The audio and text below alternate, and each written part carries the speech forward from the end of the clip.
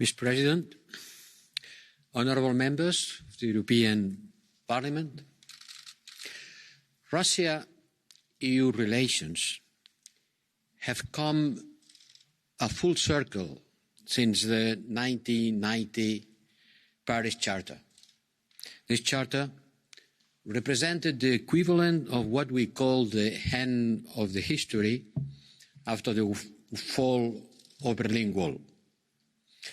The vision of a common space from Lisbon to Vladivostok has not materialized, and Russia has not fulfilled the expectation of becoming a modern democracy.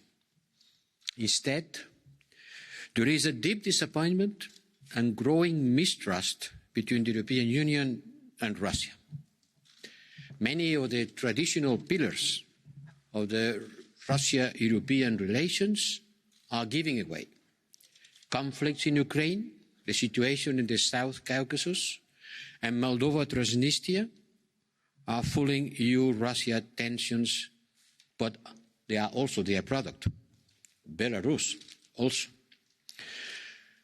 The Russo-economic ties with Europe have been severely hit by the sanctions.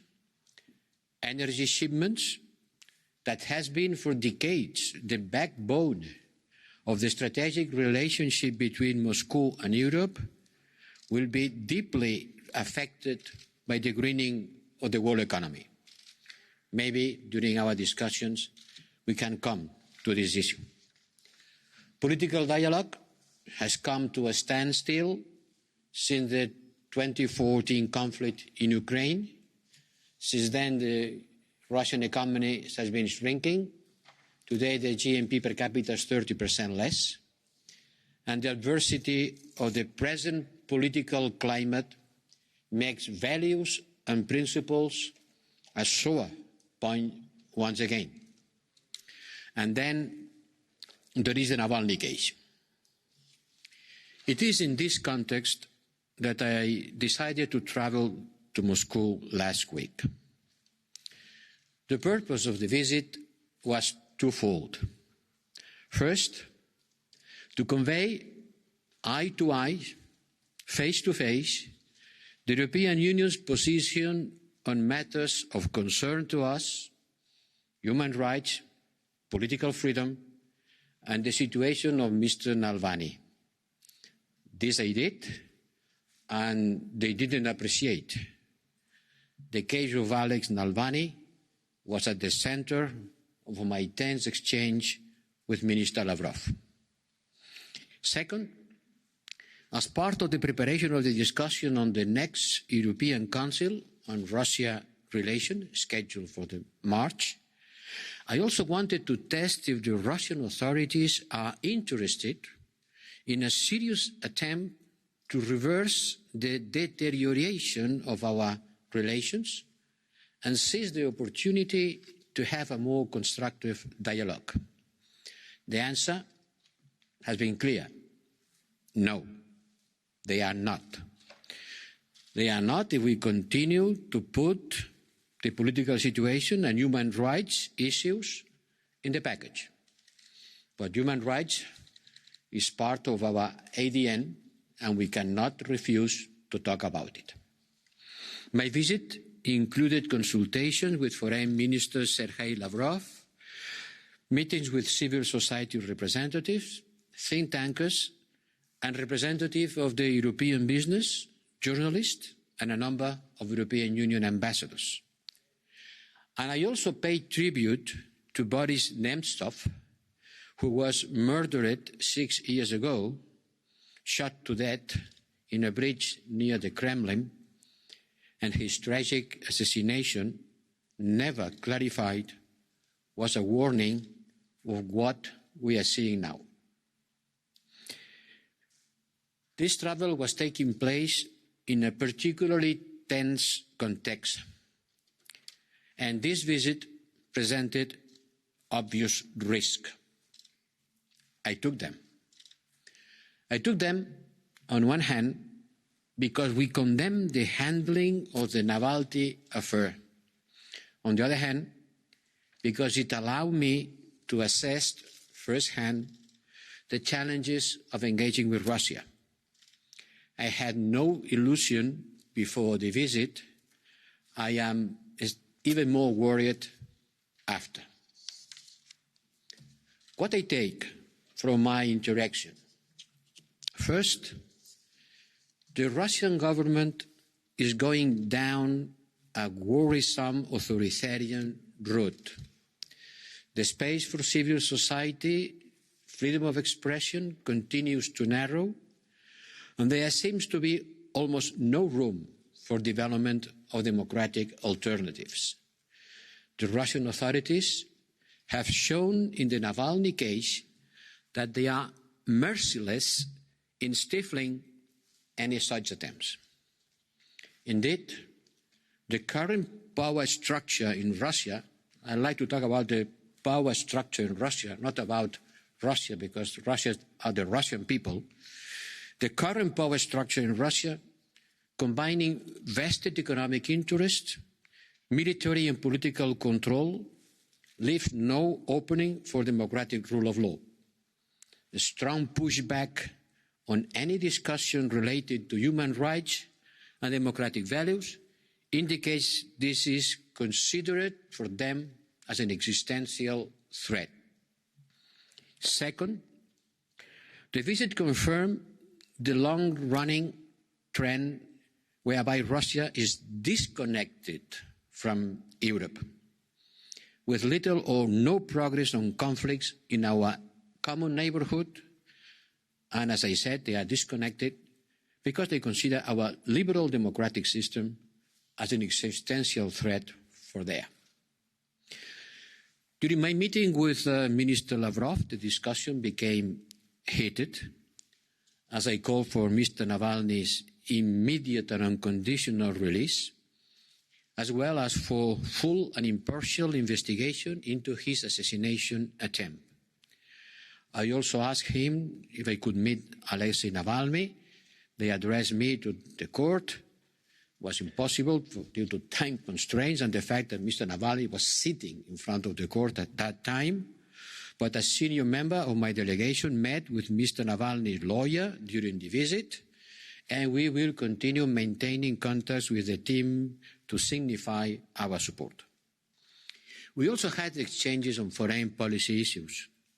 I insisted on the need to advance towards full implementation of the Minsk Agreement, to fully respect Ukraine's territorial integrity. I underlined the need to heed the call of the people of Belarus to freely choose their president. However, on a few issues, notably on the JCPOA, we have managed to establish effective cooperation over the past years. There may be other issues, such as supporting Israel-Palestinian dialogue, where we could expand our engagement. But the overall environment of the visit did not allow to explore this further. In my exchange, one thing became clear. There is no intention on the Russian side to engage in a constructive discussion if we address human rights and political freedom. The news of the expulsion of 3 diplomats on the basis of unfounded allegations came when we were ending our talks. And it didn't come by an announcement from the Russian side. We knew it through the networks. I understood it was a clear message. The meeting was over. I asked Mr. Lavrov to reverse this decision, but that did not avail. That same night, I issued a statement denouncing such a confrontational move. Now, allow me to look at the conclusions I draw from the visit.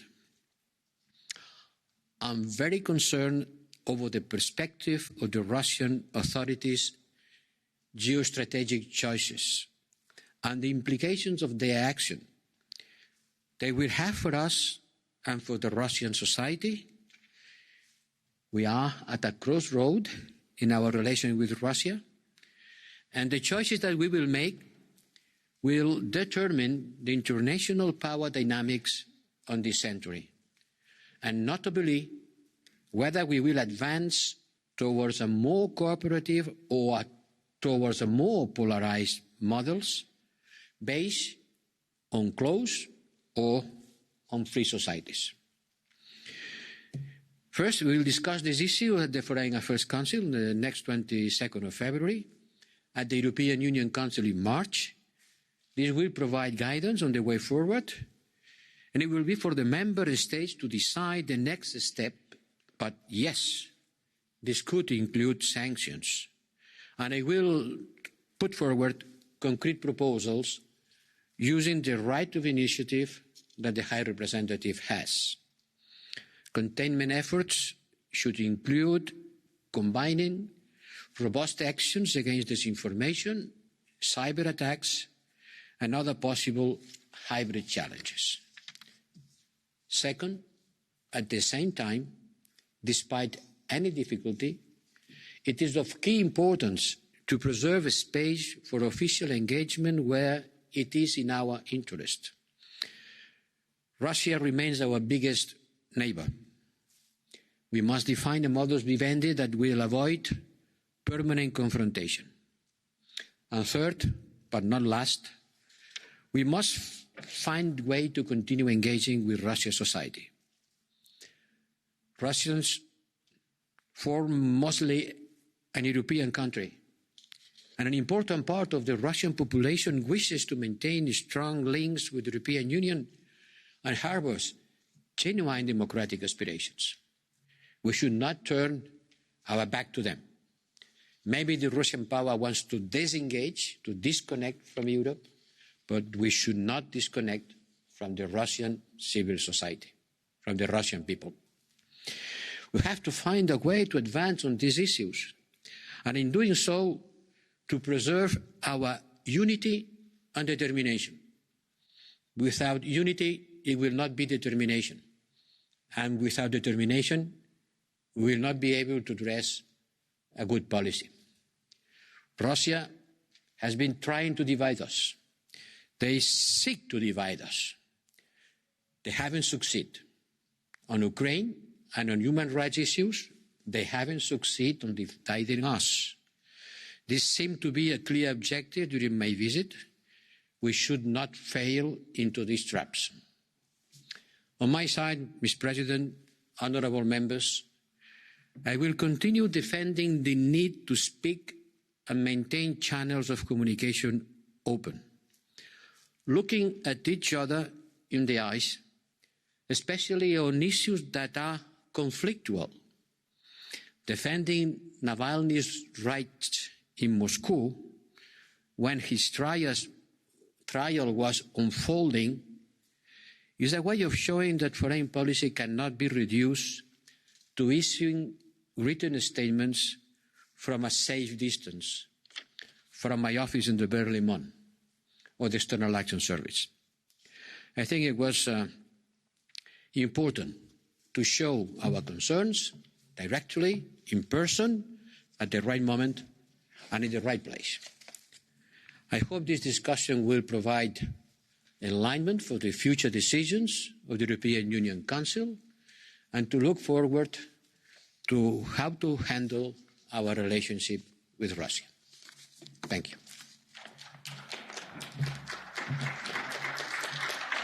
Kiitokset korkealle edustajalle tästä puheenvuorosta ja sitten haluan antaa puheenvuoron poliittisten ryhmien edustajille ja aivan ensimmäiseksi pyydän edustaja Gaaleria käyttämään puheenvuoron EPP-ryhmän nimissä. Olkaa hyvä kollega.